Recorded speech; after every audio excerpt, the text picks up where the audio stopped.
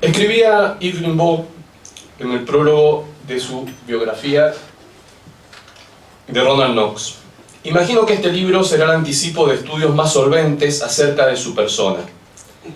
Lamentablemente sus palabras no fueron proféticas y más de 50 años después de su muerte, las obras sobre Knox son escasas, aisladas y poco traducidas, a pesar de la singularidad y riqueza de su personalidad.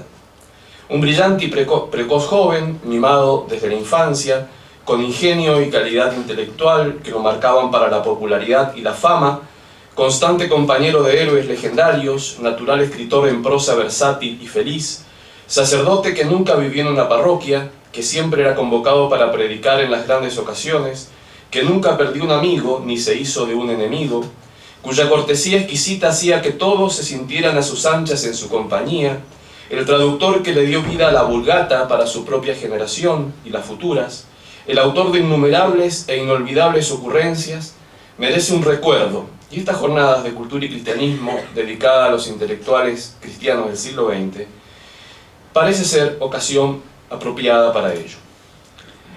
Ronald Arbuthnot Knox, nacido el 17 de febrero de 1888, era el benjamín de la familia del reverendo Edmund Knox, obispo anglicano de Manchester,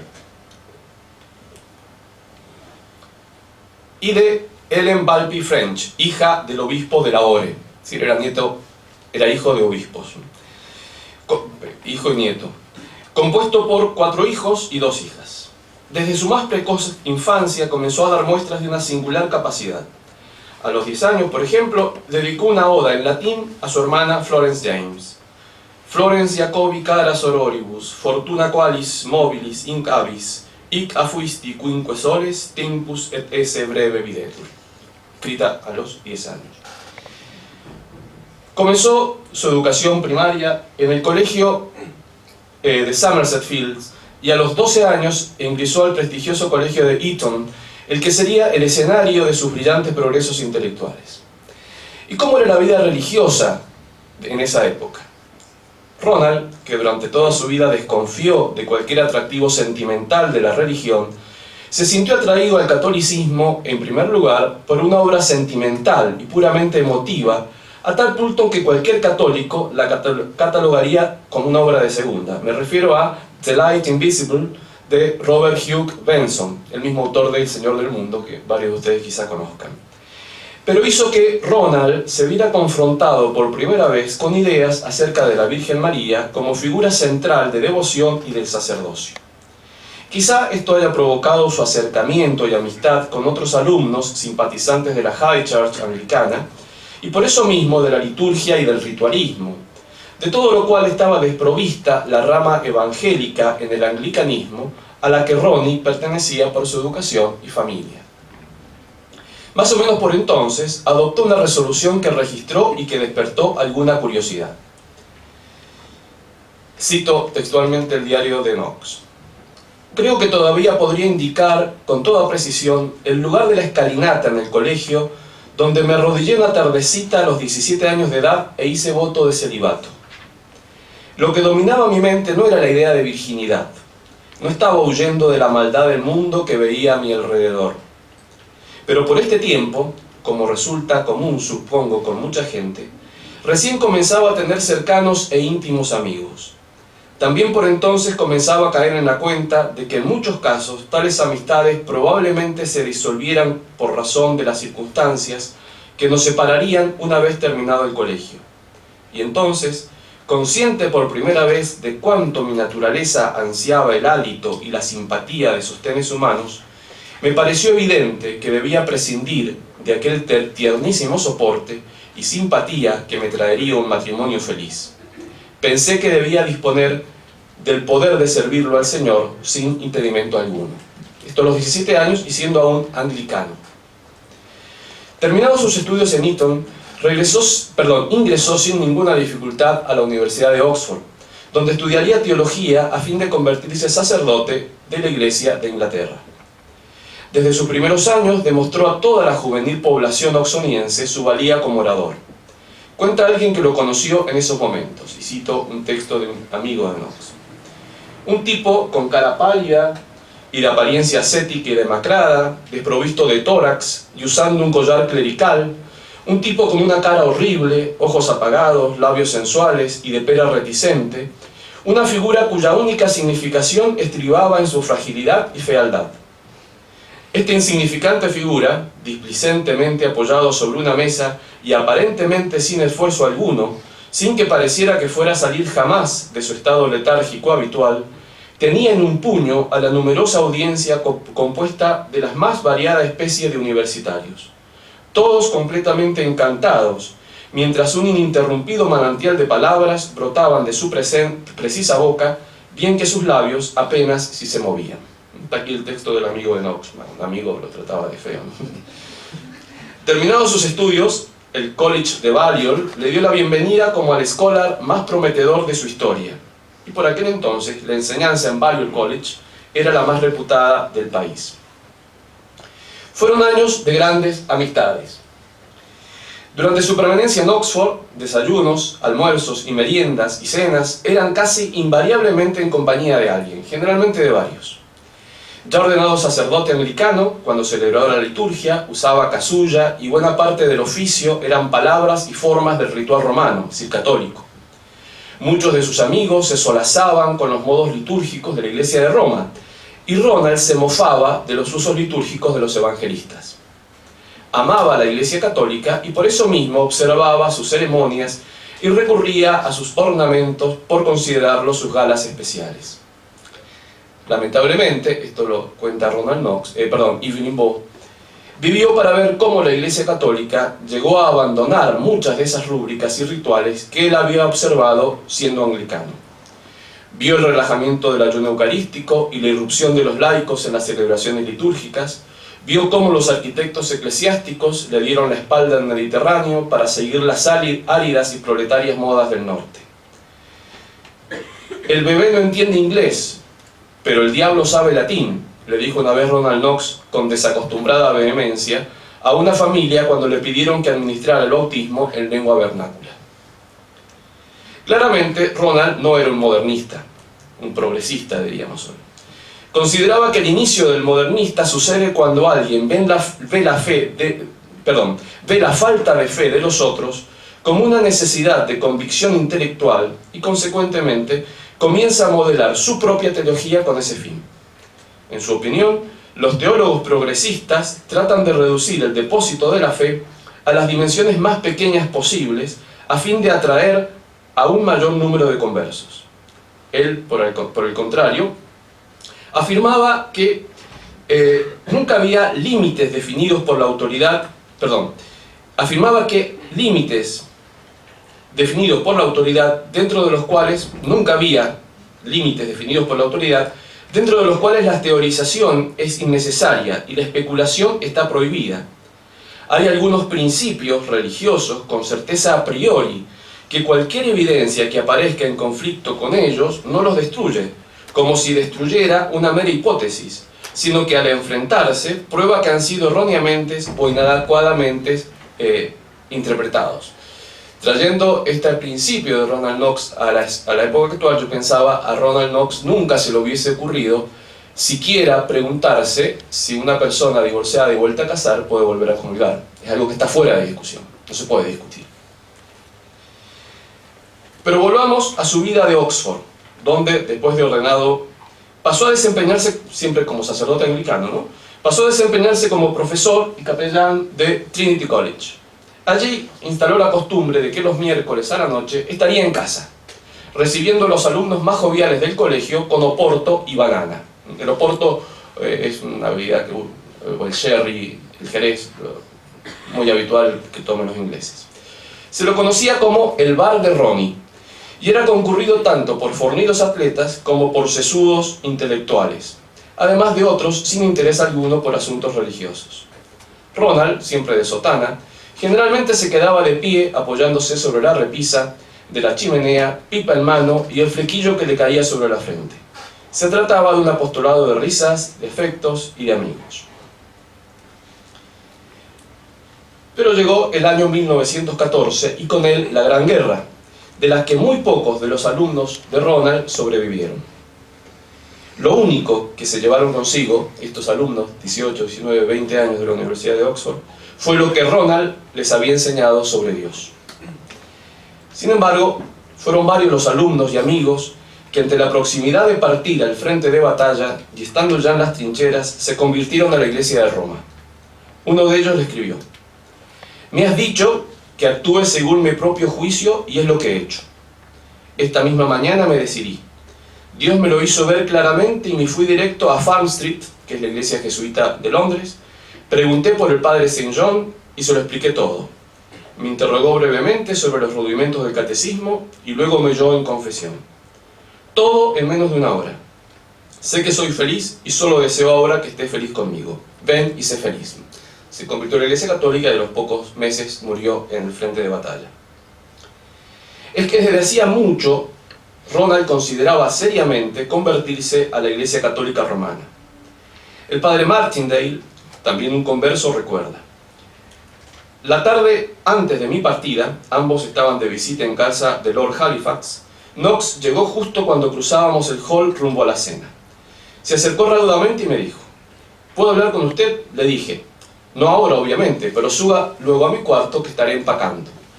Más tarde subió y me preguntó: «¿Me recibirá usted en la iglesia?». Le dije: «¿Por qué?».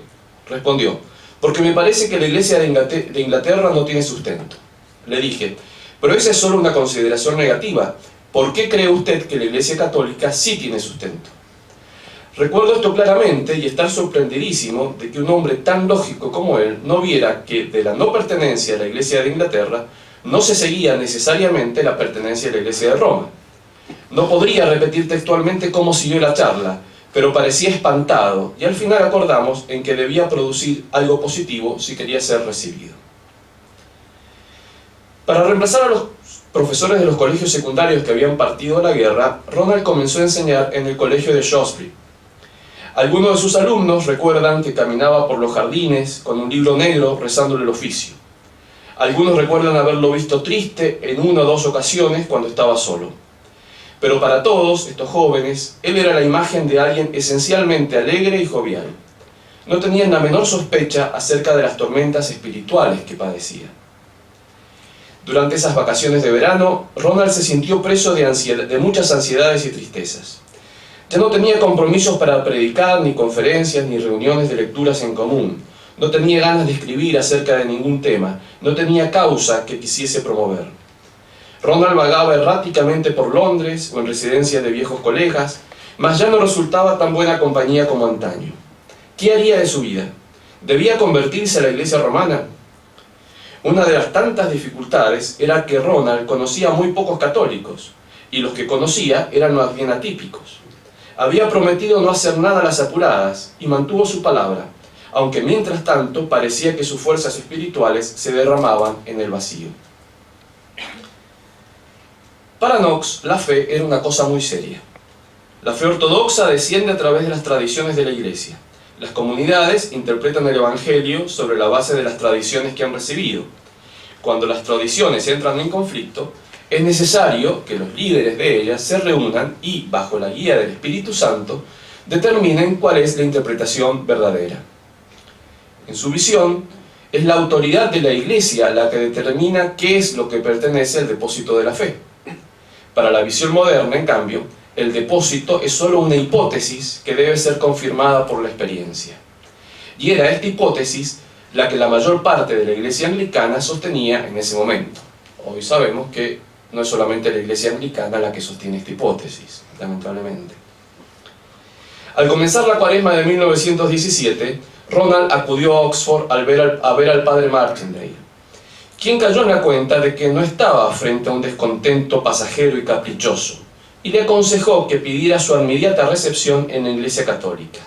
Pero Ronald difirió la decisión hasta que contase con el ocio de un retiro espiritual. El padre John Talbot, del Oratorio de Londres, le aconsejó que acudiera a la abadía benedictina de Farnborough. Su propósito no era rezar por una inspiración respecto a la elección entre dos formas de cristianismo, sino de rezar por el don de la fe cristiana. ¿Cómo fueron estos días? Veamos el diario de septiembre del hospedero del monasterio. Escribe: día 8. El reverendo señor Knox arribó durante vísperas para hacer retiro de una semana. Día 11. Invité al reverendo señor Knox a dar una caminata. Se trata de un tipo sumamente agradable, muy modesto y nada pretencioso. Es un fellow de Trinity College, Oxford, como descubrí hoy por casualidad. Día 19. El señor Knox se ha resuelto a hacerse católico. El padre Abad lo va a recibir dentro de 1 o 2 días. Día 22. El señor Knox fue recibido en la iglesia por el padre Abad después de la misa conventual. Día 23. Después de vísperas, conduje al señor Long y al señor Knox a Hillside para completas. El canto resultó hoy especialmente bueno. Día 24. El señor Knox nos dejó hoy, después de misa. Creo que ya lo estoy extrañando. Sobre su conversión, escribe más tarde un amigo. Constituye un error suponer que después de alcanzar la convicción acerca de la verdad de los evangelios y el sentido de las palabras de nuestro Señor, creyera que aún es necesario esperar una iluminación interior extraordinaria, más allá de la convicción que dije, para tomar finalmente la decisión de convertirse.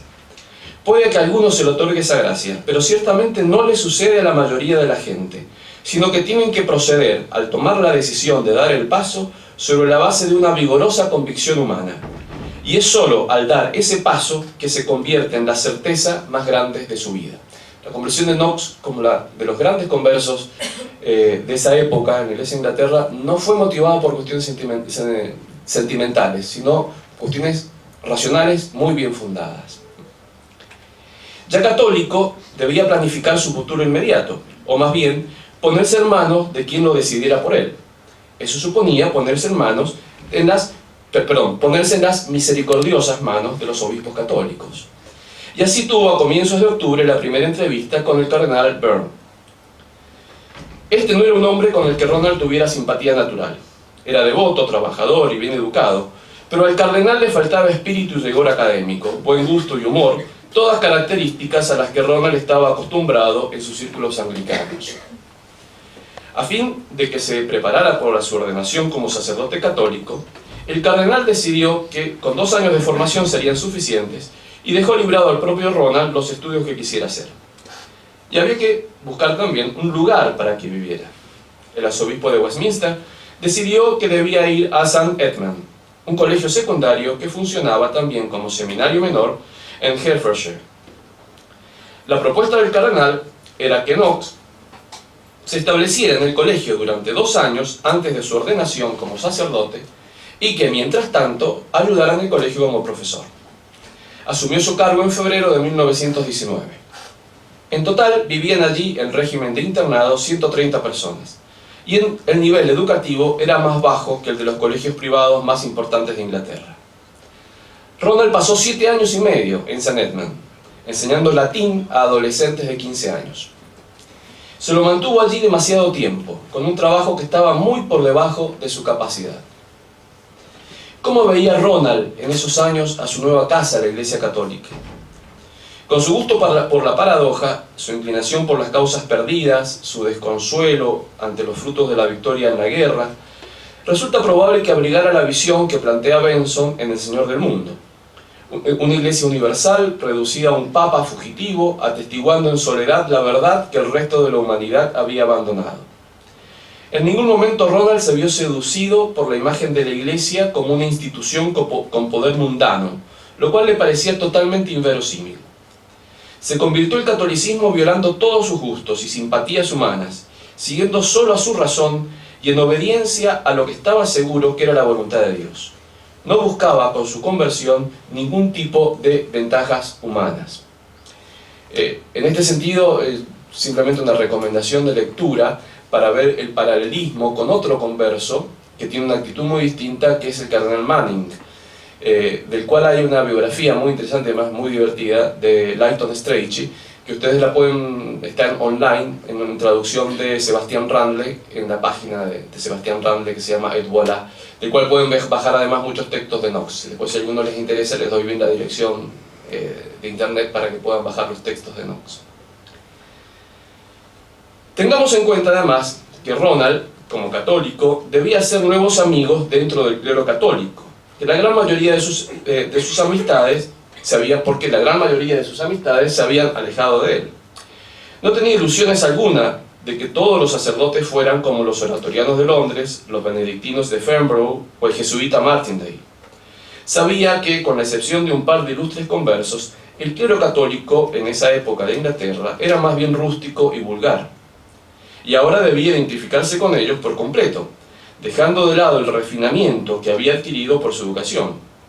No fue esta, por cierto, una tarea fácil y agradable. Lo mismo le ocurrió al cardenal Newman. Ustedes saben, cuando se convierte a la Iglesia Católica, su primer destino como sacerdote es una parroquia de obreros irlandeses en Birmingham. Él era profesor de Oxford, estaba acostumbrado a una vida y un trato social muy distinto, y tiene que, lo cual yo creo que fue casi heroico, ¿no es cierto?, destinar a una parroquia que funcionaba en una antigua jabonería. Y cuenta el cardenal Newman que los domingos, cuando él entraba a misa, el olor que había en la iglesia era un olor a baño público, ¿no? Porque, claro, eran todos obreros, pobre gente, ¿no? Es decir, para estos conversos realmente fue un acto de valentía y de fidelidad a sí mismos y a Dios la conversión. No fue algo fácil. Durante el año académico, se hizo conocer por el clero local, Ronald Knox, ¿no es cierto?, como predicador en diferentes parroquias a lo largo y ancho del país. Y durante las vacaciones comenzó a trabar relación con laicos católicos, por ejemplo, Lord Lovat y su familia, quienes poseían la residencia de Bedford Castle, en Inverness, en las Highlands escocesas. Aquí, por el término de 20 años, Lady Lovat lo hospedaría durante las vacaciones de verano. Siempre había una habitación para él, siempre había un escritorio para que trabajara en la biblioteca. Siempre se lo recibió con infaltable simpatía en el boudoir. Y en la gran galería y el inmenso comedor podía contar con el incesante y tumultuoso desfile de toda clase de huéspedes. Fue aquí que Ronald conoció por primera vez a Maurice Baring, otro converso y gran escritor inglés, quien visitaba el lugar con casi tanta frecuencia como él. Se hallaban unidos en la misma fe, en el amor por la lengua y el infalible duelo por una cantidad de amigos comunes muertos durante la guerra. Por ejemplo, pasó la Navidad de 1920 en el castillo de Arundel, invitado por la duquesa de Norfolk.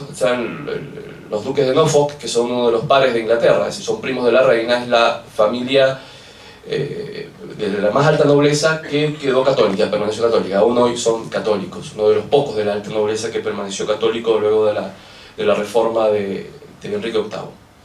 Y en 1921 pasó la Navidad con Hilaire Belloc, que ustedes conocerán, en el pueblo de Kingsland. Y con los intelectuales católicos de la época, ¿cómo era la relación de Knox? Belloc y él se habían encontrado a menudo en Oxford, y juntos habían participado de varios debates. Eran muy distintos temperamentalmente, pero cada uno apreciaba la singularidad y el genio de otro. Knox y Chesterton se habían encontrado en varias ocasiones públicas y se escribían con frecuencia, pero pertenecían a ámbitos distintos y ninguno de los dos habría presumido ser amigo del otro. La influencia entre ellos fue principalmente literaria. Esa foto es muy interesante, ustedes pueden ver, bueno, ahí están señalados, Chesterton, Belloc, y el otro, si no me equivoco, Jorge me va a decir, creo que es Shaw, ¿no es cierto? Bernard Shaw. El gran antagonista de Chesterton, pero a su vez gran amigo de Chesterton. Así, fuera de St. Edmund, la carrera de Ronald prosperaba, mientras que en el colegio estaba cada día más incómodo. Todos sus amigos deploraban el desperdicio de su genio, no por propio interés, sino por el interés de la iglesia. Un genio como Knox dando clases a chicos de 15 años. En particular, Belloc estaba obsesionado con la crisis que veía y pocos querían reconocer: la neblina de mediocridad que envolvía a los que ocupaban el gobierno humano de la iglesia. Le indignaba que los enormes dones de Ronald se desperdiciaran en literatura ligera y la rutina de un maestro de escuela. El cardenal Byrne no daba el brazo a torcer, hasta que en 1926, fuertemente presionado por los laicos, finalmente nombró a Ronald como capellán católico de la Universidad de Oxford. Su deber esencial consistiría en celebrar misa, oír confesiones e instruir a los alumnos de confesión católica. Tal como fue constituida originalmente durante el tiempo en que Ronald ejerció la función, la capellanía estaba destinada exclusivamente a los varones. Estamos hablando de 1926, las mujeres fueron admitidas oficialmente en la Universidad de Oxford en 1920. Antes no había mujeres, había colleges de mujeres, pero no eran alumnas oficiales de la universidad. Ronald era muy rutinario. Cada hora de su día y cada día del trimestre se llaman planificados. Rezaba misa todos los días a las 8. Cito a Ronald, dice: normalmente ingreso a la capilla cuando ya me he revestido con el alba y el cíngulo, llevando una caja de fósforo que le entrego a un acólito elegido al azar. Trato de que no sea siempre el mismo, porque en ese caso el resto de los jóvenes se olvidarían de cómo ayudar misa. Recuerden, en ese momento la misa era en latín y había que saber ayudar misa, no era una tarea sencilla. El promedio de los que vienen a misa diariamente varía según los trimestres, a veces más de 12 y a veces menos de 7. Los domingos, Ronald siempre decía la primera misa de las 8:15. Había luego misa de 9 para la gente del barrio, que generalmente celebraba un jesuita. Durante la semana, Ronald se hallaba siempre a disposición de quien lo necesitara, excepto entre las 3 y las 4 de la tarde, que era cuando caminaba por el campo de Christchurch rezando el breviario. Sus paseos eran fundamentales, ya que como buen inglés era un amante de la naturaleza en la que veía más allá de las 3 dimensiones acostumbradas. Consideraba que uno de nuestros límites es que si pensamos que hay algo más allá de este mundo de 3 dimensiones, es algo puramente espiritual en un sentido negativo, algo pálido, imaginario e insustancial. Pero en realidad es más real y posee dimensiones que nosotros no conocemos. El cristianismo, sobre todo con la fe en la resurrección, nos indica que vivimos en un universo en el que confluyen múltiples historias o mitos, y no solamente las que podemos ver con nuestros pobres ojos corporales.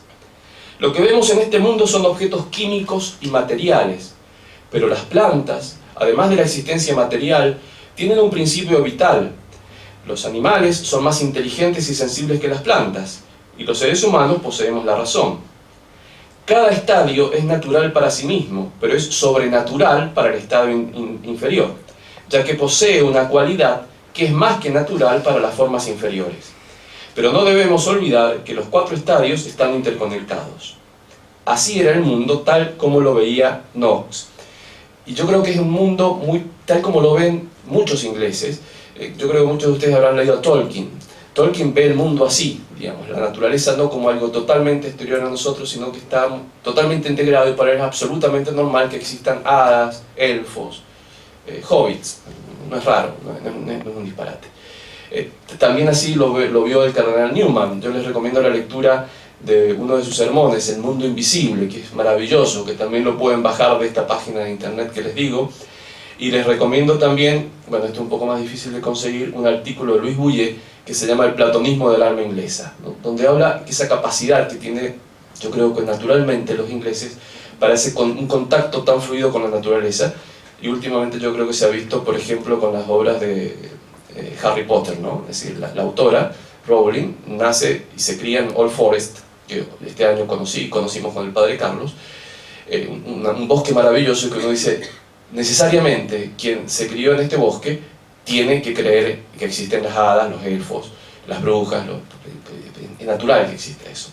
Después, en todo caso, si quieren hablar sobre Harry Potter, el padre Carlos Baliña, les puedo dar algún consejo. Puede ser que hay muchos que no son anti-Harry Potterianos. Por las mañanas se sentaba frente a su máquina de escribir, se ocupaba de su frondosa correspondencia y escribía sus sermones y artículos para los diarios. Cuando le resultaba posible almorzaba solo y en silencio, releyendo literatura. A las 4 de la tarde acudía a tomar el té, rara vez en solitario. Cito: lograr conocer a los alumnos, perdón, no cito nada, era para él, aunque poco lo sospechaban, una tarea laboriosa e intrincada. Ahora sí cito: habitualmente he tenido 3 de estas cenas semanales, se refiere a las comidas que tenía con sus alumnos, durante todo el año. Empiezo con los recién llegados en el primer trimestre, estimando que acabaré con todos ellos en aproximadamente 5 semanas. Luego vuelvo a los más antiguos, y en un buen año he estado con todos los estudiantes católicos de la universidad para finales del segundo trimestre. Puedo luego dedicar el tercer trimestre a una hospitalidad más especializada, invitando a aquellos que quiero alentar y a la gente que quiero que se conozca.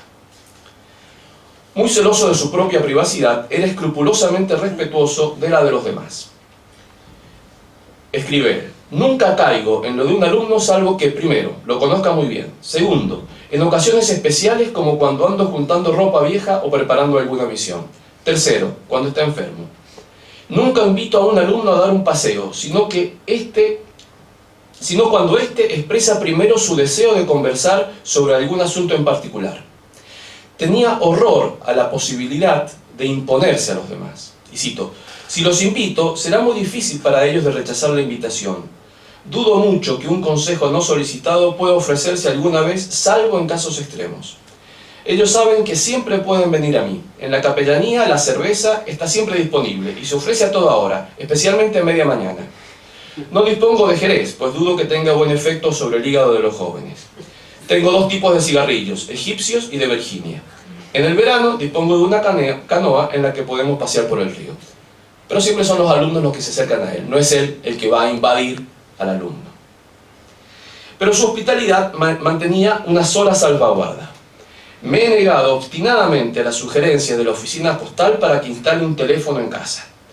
Es por razones personales. Odio usar el instrumento, odio ser interrumpido por campanillas, odio las preguntas de los editores de los diarios de los domingos acerca de la existencia de una vida en el más allá. Ponía particular atención en insistir a sus estudiantes sobre la vida de oración.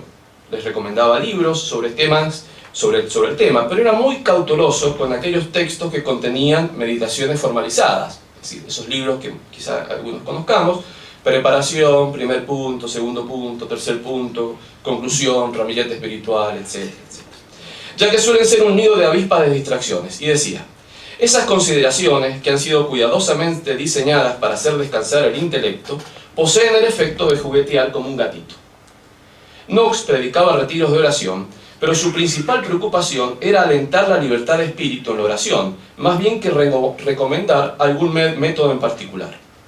Era una cuestión de medios y fin, y Knox sentía que el peligro de muchos católicos, especialmente aquellos que van a un retiro, era la tentación de preocuparse por el cómo rezaban.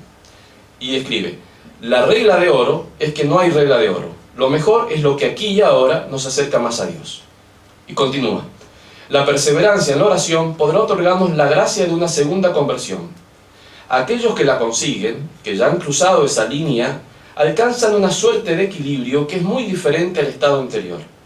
Todavía tienen tentaciones y a veces ceden a ellas, y todavía tienen tendencias pecaminosas, pero ya no están enamorados de sus pecados. La naturaleza corrupta ya no es su romance. Uno de los estudiantes oxonienses resume esa época, y cito: de una manera indefinible, su influencia fue retrospectiva. Solo cuando miramos hacia atrás es que caemos en la cuenta hasta qué punto este sujeto desesperadamente tímido y callado afectó nuestra forma de pensar. Lo que ocurrió es que Ronnie se tomó mucho tiempo en dejar que las ideas penetrasen dentro nuestro. Y para cuando eso ocurrió, ya éramos agentes de bolsa, periodistas o ganaderos en Inverness. Sí, creo que esto es inmensamente importante, más allá de lo sonso que parece. El apostolado de Ronald era muy suave, muy lento, casi imperceptible, no invasivo. Knox tenía claro el peso que el pecado original significaba para todo hombre. Luego de la caída, el hombre se había convertido en un ser inadaptado a la creación. Cito: el hombre es una criatura caída. La voluntad libre de la que goza, que fue hecha para ser una especie de paracaída que le permitiera flotar entre las nubes, se dio vuelta, y ahora no es más que un paraguas que le alcanza apenas para que la lluvia no lo moje. Y describe los efectos de la caída menos en términos de castigo que en términos de privación de ciertos privilegios sobrenaturales y naturales. Escribe: para hacer un paralelismo crudo, la caída no es como si un maestro le dijera a un alumno: durante este trimestre vas a escribir 200 veces debo portarme bien en castigo por haber escrito tu nombre en uno de los bancos de mi jardín, sino como si le dijera al mismo alumno: no te dejaré pasear por mi jardín porque cuando le di ese privilegio a otros compañeros tuyos, ellos se portaron mal. Ronald se mantenía alejado de los alumnos no católicos. Creía que su conversión al catolicismo no era asunto de su incumbencia. Lo suyo, explicaba, era el báculo del pastor y no el anzuelo del pescador. Tampoco se empeñaba en destacarse en la universidad. Hablaba una vez al año en el Union Club, una institución muy prestigiosa de estudiantes de Oxford, una especie de academia de humanidades, pero más abierta al debate, siempre con éxito resonante, y frecuentemente se lo invitaba a disertar en diferentes sociedades literarias sobre tópicos ligeros y sin ánimo apologético alguno. pero jamás, excepción hecha de una oportunidad en la que el Union Club se apartó de las buenas costumbres y eligió como cuestión a debatir una que afectaba directamente la moral cristiana, creo que era algo así como la moral libre o el sexo libre, una cosa así. Estamos hablando de 1920, 1930, ¿no? Se eligió en la universidad como campeón de la fe. Cosa distinta a lo que habían hecho antes los jesuitas, sobre todo el padre Martindale, que eran como mucho más fogosos y agresivos en el apostolado. Él tenía un estilo apostólico muy distinto. Una sola vez, en la fiesta de Santiago de 1937, predicó un sermón político. Las pasiones en esos meses estaban inflamadas a raíz de la Guerra Civil Española, de la que Ronald se mantenía al margen, pero en ese día le pareció que era su deber referirse al tema. Predicó sobre el texto del Evangelio. Santiago y Juan dijeron: Señor, ¿quieres que mandemos que el fuego caiga del cielo y los consuma? Pero él, Cristo, habiéndose vuelto a ellos, los reprendió. No fue una alocución calculada para estimular a ninguno de los dos bandos. Le recordó a su audiencia la secuencia de acontecimientos que habían precedido y seguido al alzamiento del general Franco. Escribe: el año pasado, o en realidad lo que les dice, ¿no? El año pasado los católicos españoles, invocando la protección de Santiago en sus banderas, no se contentaron con preguntar si debían hacer bajar fuego del cielo. Ellos mismos hicieron caer fuego del cielo sobre sus connacionales. El general Franco se hallaba justificado en tomar sobre sí la más grave responsabilidad que puede concebirse y precipitar a su país en los ciertos horrores de la guerra civil para evitar los posibles horrores de una dictadura comunista o anarquista. Por mi parte, no tengo la menor duda de que sí. Sin embargo, la política no le interesaba a Knox. Decía que tanto los ateos como los creyentes pueden ser solidarios, pero cada uno de ellos asigna diferentes significados a lo que significa hacerle bien a los demás. Cito a Knox: para los materialistas, las cosas son como las naciones. Las clases o las civilizaciones deben ser más importantes que las personas, porque las personas viven solo 70 u 80 años, mientras que los grupos pueden durar siglos. Pero para los cristianos, las personas son más importantes que las naciones, porque viven eternamente. Las razas y civilizaciones, comparadas con el hombre, son criaturas de un día. Si la vida terrenal fuese la única que existiera, la felicidad debería ser alcanzada a través de programas sociales y partidos políticos, los que serán juzgados buenos o malos en tanto que produzcan o no beneficios materiales. Pero nuestro trabajo es colonizar el cielo. El de ellos, se refiere a los políticos, alimentar la utopía. Tanto Knox como Lewis, me refiero a C.S. Lewis, el autor de las Crónicas de Narnia, por ejemplo, ¿no es cierto?, consideraban que cuando el conflicto entre el orden temporal y espiritual se aproximara, habrían persecuciones, puesto que la Iglesia está para cosas que van más allá de la seguridad terrena y el progreso. Ahí me equivoqué, me parece. No.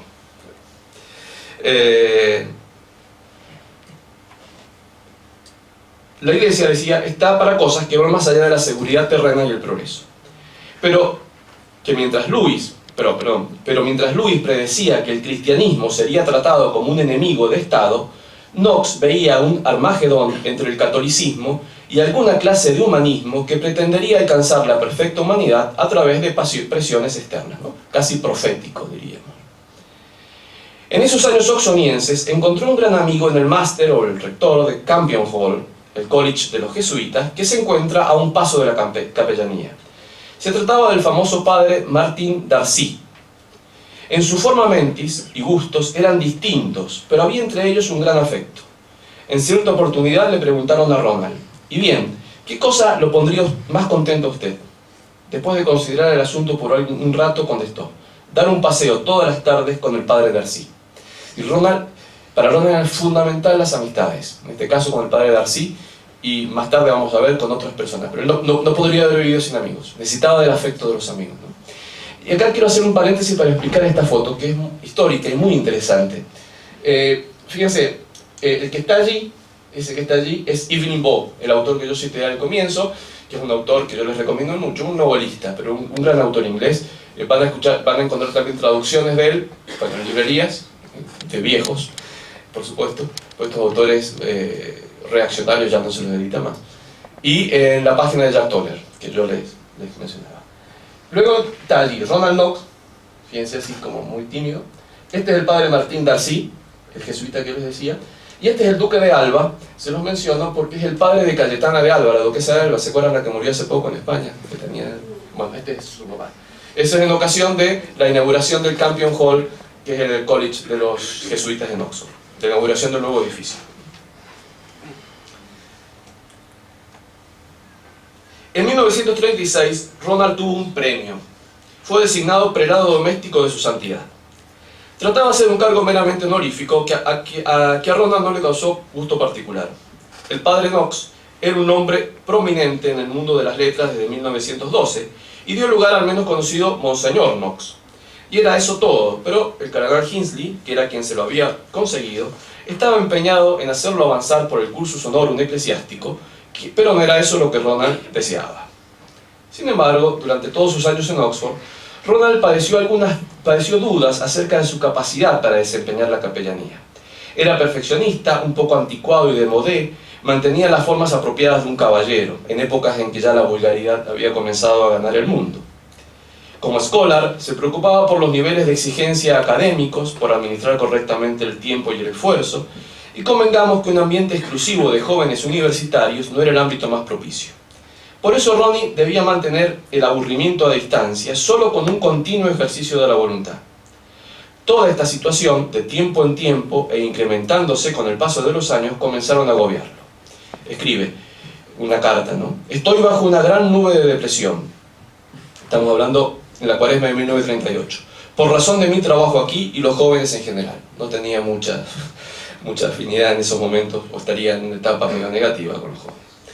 En 1937, Ronald tenía 49 años y ya comenzaba a sentir algunos normales malestares físicos. En el verano todavía remaba con su canoa en el río y aún nadaba, pero en el invierno su único ejercicio consistía en la hora de caminata con su breviario. Se sentía mal en varios sentidos. El insomnio, la peste ocasional de la vida de los escritores, comenzó a afligirlo y de ella sufrió por el resto de su vida. Además, a medida que su fama se acrecentaba, se vio más y más asediado por ociosos viajeros que pasaban a verlo como una más de las atracciones turísticas de Oxford. Por otro lado, se veía obligado a escribir para mantenerse económicamente. No podía ahorrar, las expensas de su capellanía lo traían a maltraer y cualquier gasto imprevisto le causaba una irracional ansiedad. Las relaciones sociales superficiales ya no lo estimulaban. Para su felicidad espiritual necesitaba estar más solo. Para el desarrollo de su genio literario necesitaba liberarse de la necesidad de ganar dinero para sus propios modestos requerimientos.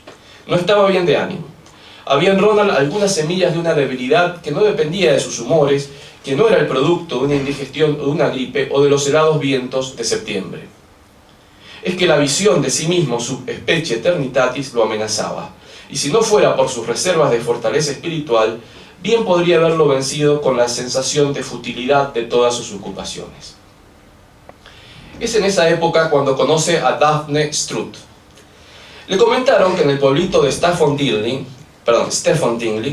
una señora se hallaba necesitada de hablar con un sacerdote, y el aprensivo y nervioso Ronald se inquietó ante la perspectiva de una entrevista.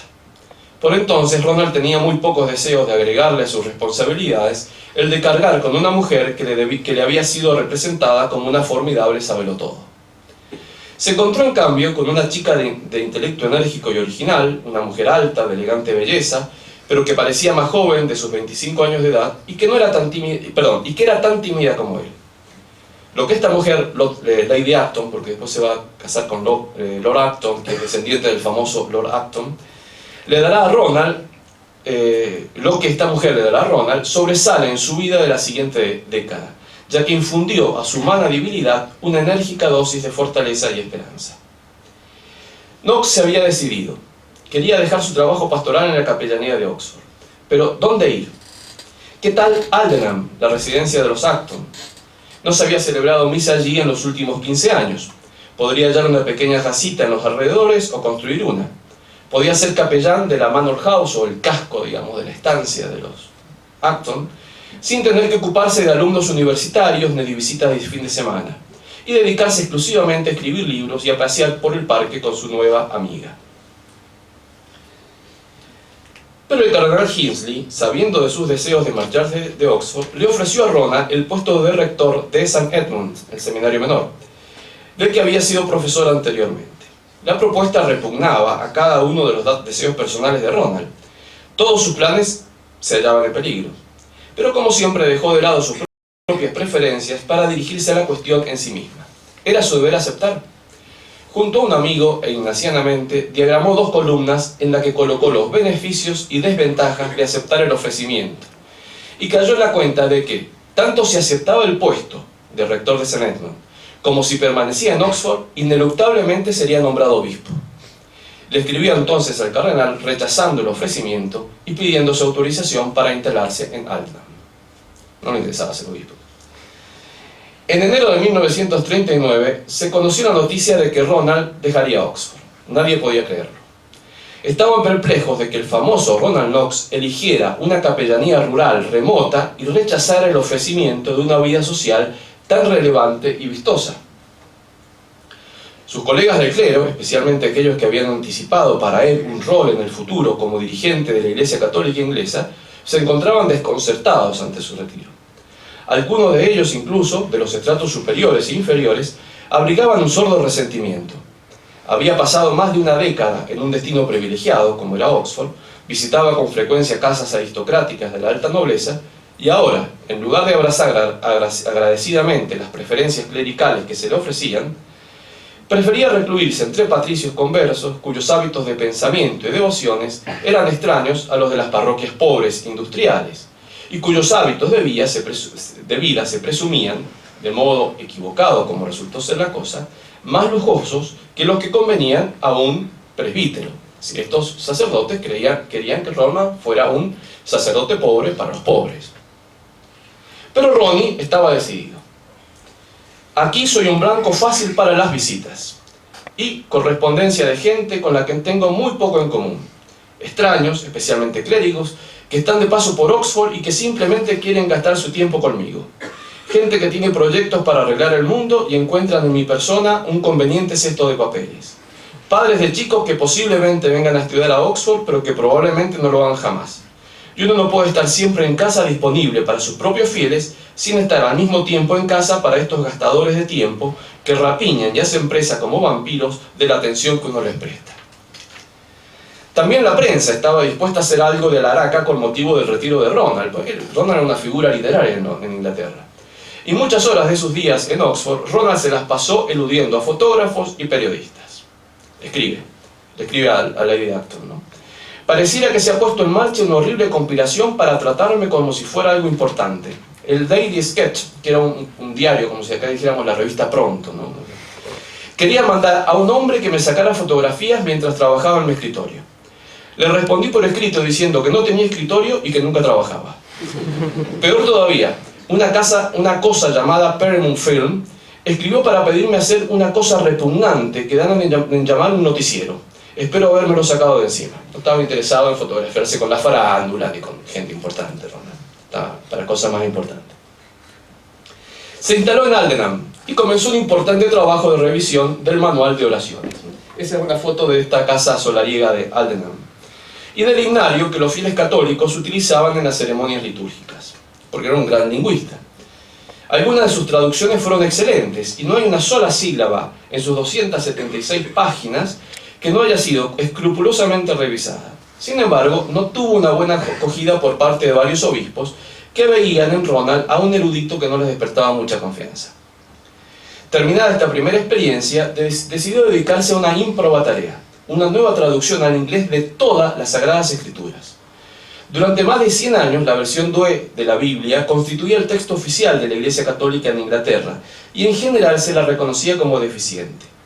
Los obispos católicos apoyaron fervorosamente la iniciativa. Pero una vez más, un suceso trágico impediría que Knox pasara años de tranquilidad y trabajo intelectual. Era 1939 y comenzaba la Segunda Guerra Mundial. La enorme casa de Aldenham debería disponerse para recibir a los refugiados de las grandes ciudades inglesas que comenzaban a ser bombardeadas. Los Acton acordaron que las monjas de la Asunción y su colegio de Kensington Square de Londres ocuparían Aldenham. Ronald sería su capellán sin paga, recibiendo a cambio comida, combustible y servicio de lavandería. Combustible para la calefacción, ¿no?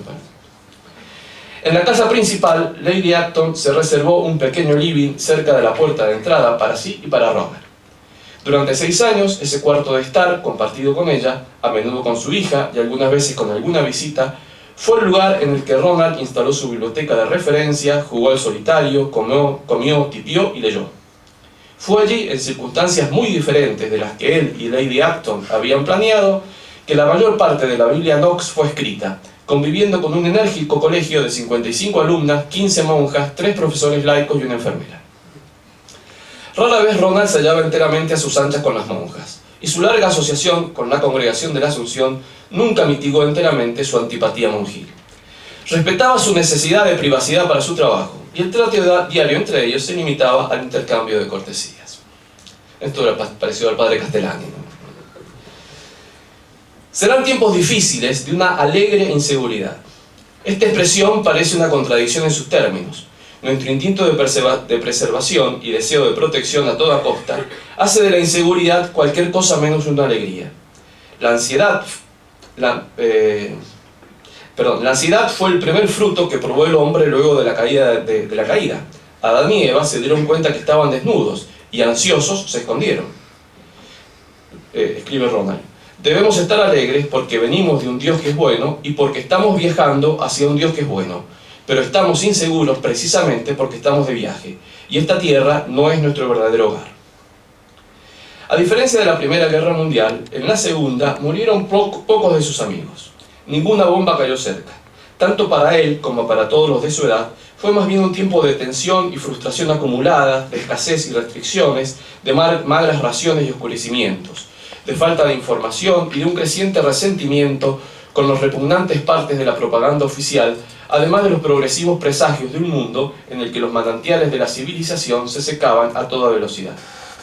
La sencillez misma de las necesidades de Ronald, una caja de fósforos, una hoja de afeitar, un puñado de carbón, un asiento en el vagón del ferrocarril, destacaban aún más la carencia.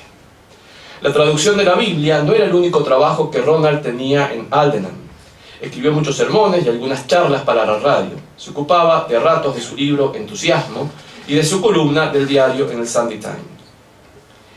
Había recibido, en lo que a la traducción del Nuevo Testamento se refiere, plena autoridad, pero esto no le ahorró malos tragos con algunos obispos y sacerdotes ingleses.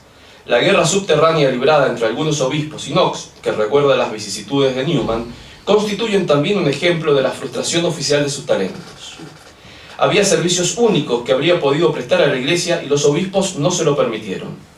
Todo esto ilustra el ethos de la Iglesia en la que trabajaba. En los años 1915-1917, cuando se hallaba discerniendo los consejos de sus parientes y amigos anglicanos sobre su conversión al catolicismo, todos le advirtieron que, más allá de las grandezas de la Iglesia de Roma, en la Inglaterra del siglo XX se hallaría en compañía de gente notablemente deficiente en materia de gusto y modales. Su notable traducción de la Biblia fue ciertamente una fuerte humillación. Parecería que la Iglesia de Roma no quería conversos, los encontraba una molestia y no sabía qué hacer con ellos. Lo trágico es que el cardenal Newman, como todos los conversos después de él, se halló enteramente desperdiciado como católico, que ni bien intentó hacer alguna cosa se encontró con que la autoridad episcopal lo dejaba andar un poquito para luego aplastarlo.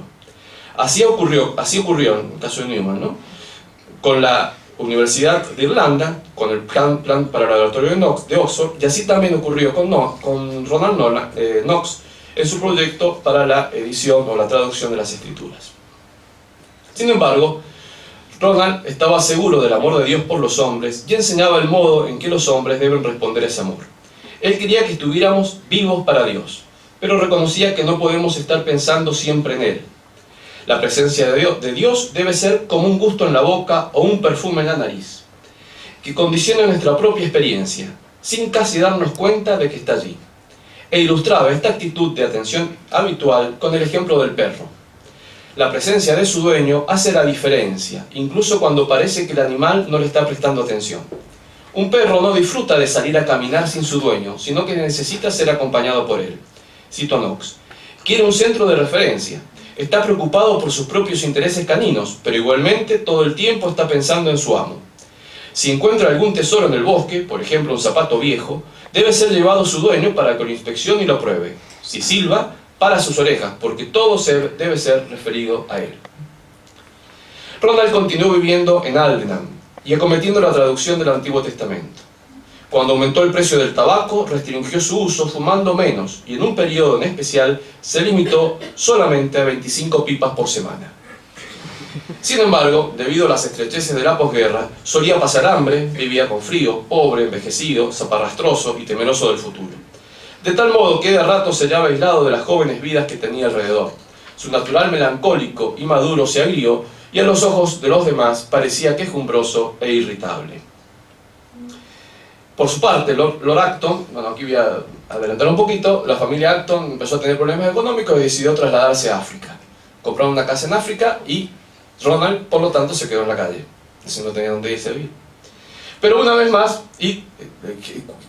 tenía ya 60 años, ¿qué posibilidad tenía? Ser capellán de un convento de monjas, una posibilidad que le horrorizaba. Pero una vez más, apareció la providencia y los amigos. En cuanto la señora Asquith se enteró de los problemas de vivienda de Ronald, lo invitó a Mells. Ahí está Mells. Tuvimos oportunidad con el padre Carlos este año, en febrero de este año, de visitar Mells, que es un pueblo fabuloso de Inglaterra. Se trataba de una pequeña, antigua e irregular aldea construida en piedra que alguna vez fue propiedad de los abades de Glastonbury, que es la abadía famosa esta de Arturo, ¿no? Está la tumba del rey Arturo, del mítico rey Arturo. La casa principal era completamente diferente a Aldenham, más pequeña y más vieja. Es la casa que está escondida, que ustedes ven allí. No se puede entrar, lamentablemente. Para el escritorio, a Ronald se le asignó una habitación que quedaba 3 escalones más arriba del comedor. Contaba con ventanas empotradas en 3 de sus 4 paredes, y en la cuarta se hallaba un hogar hecho de piedra. Escribe Ronald: comparado con Aldenham, este lugar está resultando ser la mar de divertido, pero bastante desalentador para el trabajo. Creo que esta región del Somersetshire tiene en parte la culpa. Pareciera que nunca quiero ser otra cosa que sentarme en silencio y aguardar hasta que las campanas de la iglesia vuelvan a repiquetar. Otra cosa es que no hay niños en la casa, de modo que después de las comidas uno se sienta por ahí y las conversaciones se prolongan. Otro efecto curioso de mi mudanza es que por primera vez en 40 años no estoy conviviendo con gente notablemente más joven que yo. Bueno, aquí adelanto un poco. Menciono las obras que terminó de escribir allí Ronald Locke, que son muchas. Su libro más importante se llama Entusiasmo. Es un libro que también pueden bajar la traducción de esta página que les digo. Es un libro denso, en el cual trata la historia de todos los movimientos cristianos y luego católicos que comenzaron movidos por un gran entusiasmo y terminaron en herejías. Es muy interesante. Y después tiene muchos libros que son recolección de sus sermones, y que son realmente fabulosos, ¿no? Pues son muy cortitos, la mayoría de ellos eran sermones dirigidos a jóvenes estudiantes universitarios, así que es de lectura muy ágil y de una espiritualidad que realmente es muy sana. En esta página pueden encontrar varias traducciones. Por ejemplo, ese que está ahí, Creed en slow motion, ¿no? El credo en cámara lenta. Tiene otro que se llama The Mass in slow motion, la misa en cámara lenta, cual va explicando la misa parte por parte, etc. Durante estos años, a Ronald se le confirieron ciertas distinciones públicas. En 1951 se lo designó protonotario apostólico ad instar, un grado eclesiástico que le daba el derecho de usar las mismas insignias de los verdaderos protonotarios apostólicos. Ronald solía decir que le daba el derecho de usar mitra una vez al año, aunque nunca hizo uso de tal privilegio. En Mells, el pueblito donde vivía, la rutina de Ronald sufría pocas variaciones. A la mañana nunca se lo interrumpía y su misa de las 8 seguía las oraciones de la mañana cuya duración solo él sabía. Después de una larga acción de gracias, volvía a la casa para el desayuno y luego se retiraba a su escritorio, donde, a menos que hubiese huéspedes a quien atender, pasaba el día. Después del almuerzo, leía el diario The Times y contestaba su correspondencia. Rezaba el breviario y a la tarde daba un paseo hasta el centro del pueblo para despachar su correspondencia y comprar tabaco. Trabajaba de nuevo hasta la hora del té. Invariablemente dedicaba el final de la tarde a entretenimientos, tales como leer en voz alta o completar crucigramas. En 1953, en Londres, pronunció uno de sus más nobles panegíricos en el funeral de Hilaire Belloc, donde pronunció su famosa frase: «Nunca nadie peleó tanto por tan buenas cosas». A principios de 1954 partió en lo que para él constituía una gran aventura, un viaje a visitar a la familia Oxford en Zanzíbar y a la familia Acton en Rodesia, y estuvo un par de meses viajando por África. Pero no le gustó demasiado, no le gustaba nada lo exótico, no tenía mucho interés en jirafas, elefantes. Bueno. En el invierno de 1956, los que visitaban Mel se alarmaron al constatar un deterioro. Solo se quejaba de indigestiones y de un nerviosismo general que apareció en el invierno. Se intentaron varias medicinas y modificaciones en su dieta, pero no dieron resultado. A principios de 1957, un examen reveló un tumor maligno e inoperable en su hígado. Se lo hallaba notablemente más lento en hablar y moverse. No podía escribir y solo leía con un esfuerzo de concentración. La privación más penosa residía en su inhabilidad de decir misa, que, cualesquiera fueran sus demás ocupaciones, desde siempre había sido el principio vital de su jornada. Su muerte se acercaba. Ronald describía esta vida terrena como un istmo de pocos minutos entre el gran océano de la eternidad en la cual no existimos y el otro gran océano de eternidad en la cual viviremos para siempre. Dice, el cielo es la sustancia, mientras que la tierra es la sombra. Y nuestra naturaleza humana necesita ser transformada para gustar los sabores de esa sublime realidad. Lo que seremos en el cielo es más real de lo que somos en la tierra. Las cosas que nos deleitan en esta vida no son las cosas mismas, sigue diciendo, sino solamente el aroma de las flores que no encontramos, el eco de una canción que no oímos y noticias de un país que todavía no hemos visitado. Un poco recuperado, el sábado santo de 1957, completó un ensayo y el domingo de Pascua dijo la misa perfectamente. Durante un mes celebró la misa diario, pero luego solo los domingos. Cada mañana lo encontraban más débil. El 9 de junio, con la ayuda de don Elred Walking, de la abadía de Donside, dijo su última misa. Se lo había invitado a pronunciar la prestigiosa Romanes Lecture en la Universidad de Oxford, para el 11 de junio de 1957. Pero a fines de mayo, Ronald se hallaba tan débil que los que lo trataban dudaban de que pudiera pronunciarla. Esa es la última foto de Ronald con vida, ¿no? Se lo ve muy desmejorado, ¿no? Sin embargo, viajó en automóvil hasta Oxford y fue llevado temprano al Sheldonian Theatre, de modo que se acomodó en su lugar antes de que llegara el público para escapar así de la fatiga del ingreso ceremonial de estilo. Relata Evelyn Waugh. El teatro estaba colmado. Muchos en el auditorio sabían que se estaba muriendo y que sería su última actuación en la universidad, en que se había desempeñado durante 50 años. Desde los primeros párrafos de la conferencia, su lectura parecía darle fuerzas. De a ratos uno casi se olvidaba de que estuviera enfermo. La voz, los gestos, los modismos eran los de siempre. Habló sentado y leyendo, por supuesto, durante lo que debe haber sido más de una hora. Sabiendo que su fin estaba cerca, Ronald le escribió a un amigo. Sir Horace Evans confirma el diagnóstico de cáncer de hígado y dice que no se puede hacer nada. Le pregunté si creía que es probable que viviera semanas o meses, y dijo quizá meses. Valdría la pena tratar de terminar uno de los libros que he empezado. A Dios gracias, Santa Teresita está terminado. Escribió una biografía de Santa Teresita. La señora Asquith se muestra muy empeñada en que continúe viviendo aquí, y supongo que será así, aunque me siento gradualmente más y más molesto para los demás. No parece probable que volvamos a vernos en este mundo, le dice su amigo, pero las despedidas son asuntos insatisfactorios y a lo mejor conviene que presentamos de ellas. Te ruego que le pidas a nuestro Señor tenga bien conferirme el don de la perseverancia. Durante 3 días estuvo en coma y murió en el atardecer del 24 de agosto de 1957. Su funeral se realizó en la Catedral de Westminster y fue sepultado en la zona católica de la iglesia parroquial de Mells, donde también estuvimos. Esa foto de hecho la saqué yo. No sé si pueden ver ahí la tumba de Knox. Ahí, ¿no es cierto? Esa... No sé si tengo... Sí, eso es de la parte de atrás, ¿no? Se aplican a Ronald Knox las palabras que él mismo pronunció refiriéndose a Newman. Para nosotros los católicos, la verdad es algo más hogareño y familiar que una mera convicción intelectual. La verdad revelada no solamente reclama la sumisión de nuestro intelecto, sino que también satisface las ambiciones de nuestro corazón. Lo que Newman consiguió en 1845 Newman, no fue solamente salvar su honestidad intelectual. 1845 es la fecha de la conversión de Newman, ¿no? No fue solamente salvar su honestidad intelectual, sino que fue un sistema de valores espirituales que le iluminó el mundo. No un brillo frío, sino un cálido fuego, una luz amable que hizo a la oscuridad más agradable que el estridente día que alguna vez había amado. Él siguió la verdad, no solamente como quien sigue a un líder, sino que fue el vino cuya sed lo había abrazado. Estaba enfermo de amor por ese romance. Su gran nombre vive imperecederamente en los anales de la Iglesia. Un hombre que vivió en casa de la verdad y murió deseándola. Muchas gracias.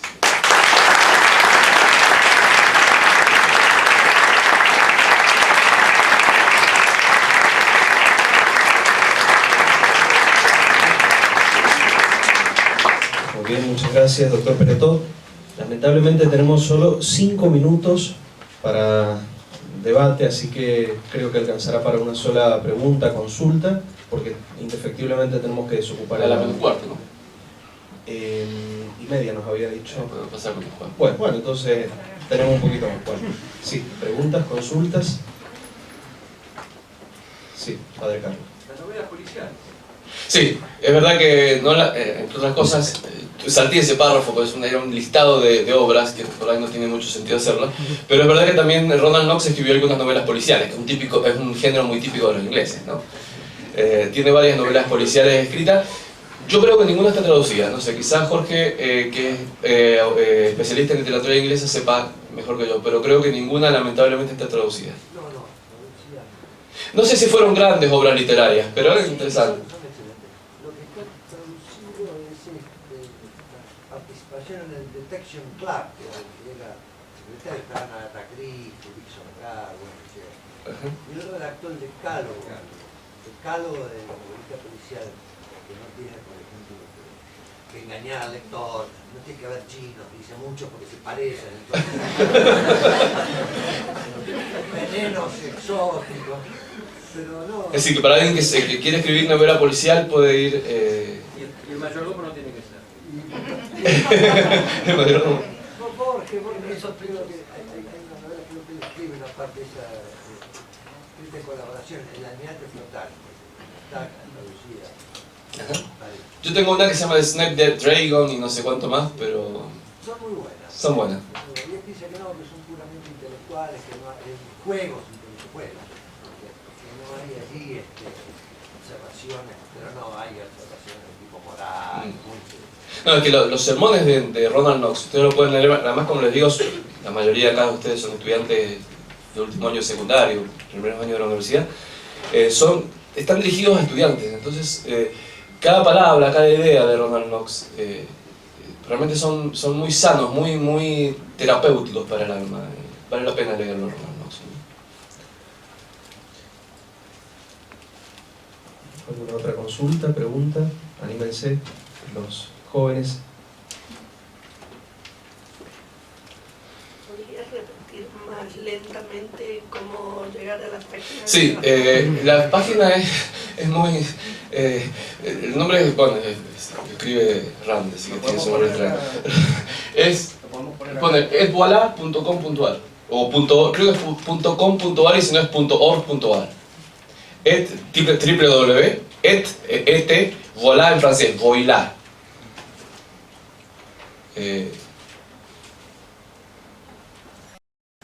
.com. Y ahí tiene traducciones, primero tiene muchos textos de Castellani y muchas traducciones incluso de Duquesne, que es el autor que va a hablar, sobre el cual va a hablar el profesor, el padre Carlos Baliña. Es una página que les recomiendo para bajar. Ahí está. Algo muy recomendable es algo que él llamó la catena Argentia, comparando la catena Aurea de San Agustín. Y es un comentario de los evangelios con textos de Ronald Knox, de Evelyn Waugh, de C.S. Lewis, de Tolkien, del padre Castellani, de Duquesne. Es muy bueno.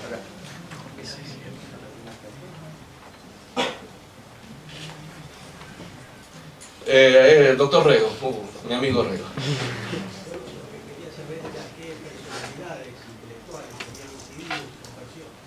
En su conversión, a ver, yo creo que no... Él tiene una formación absolutamente anglicana, pues era hijo de un obispo anglicano, y del obispo de Manchester, ¿no? y además un obispo de la rama evangélica de los anglicanos, que era la rama más anticatólica.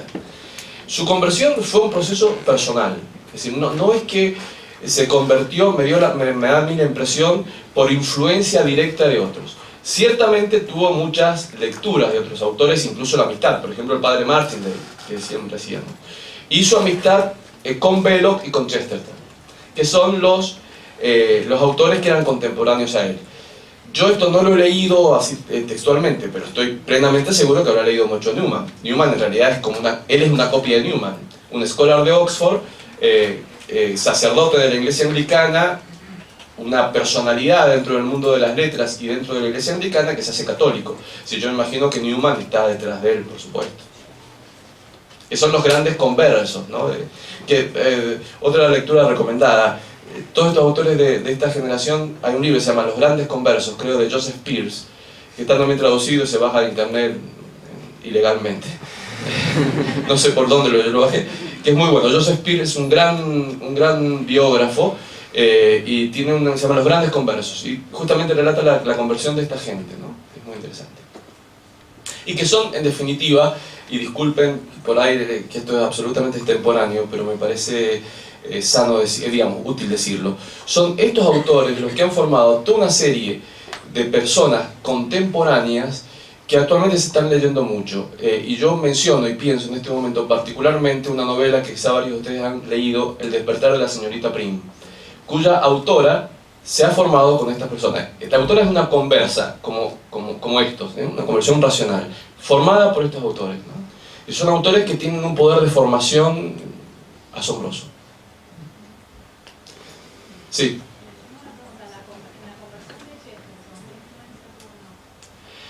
Yo no sé, porque Chesterton se convierte...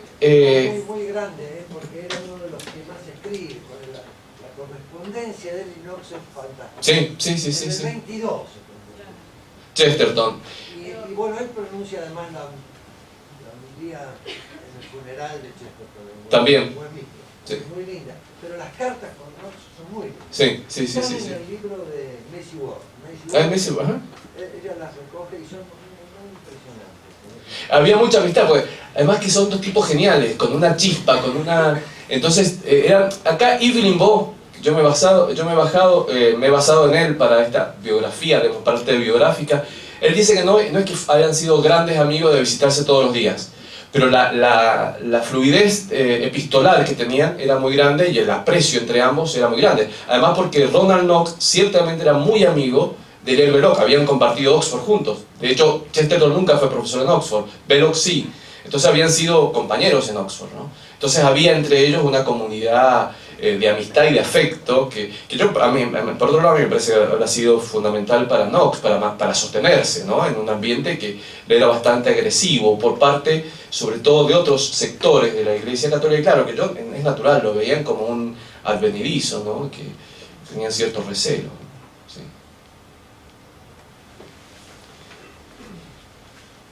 Sí. ¿Qué destino tuvo la versión inglesa de la Biblia? No, a pesar de que fue muy...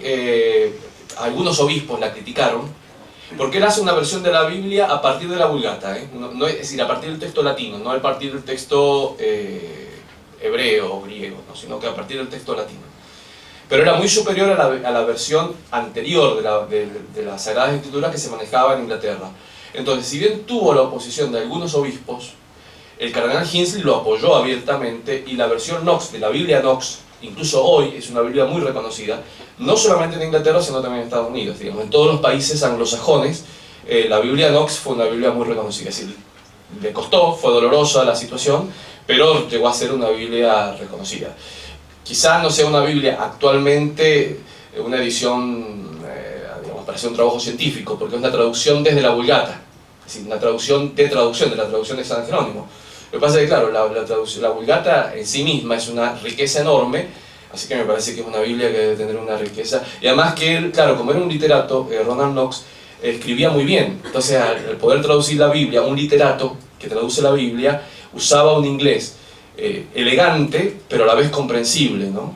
Entonces, yo, por lo que he escuchado y he hablado con gente inglesa, rescatan mucho eso, ¿no? Que es un inglés que se entiende, pero es un inglés elegante, es decir, no es inglés vulgar, no habla de vos, de tenés, cosas, que tiene cierta elegancia y riqueza lingüística, pero que es comprensible para todos, ¿no? Bien, creo que deberíamos, porque hay otra conferencia aquí, así que... Bueno, agradecemos nuevamente.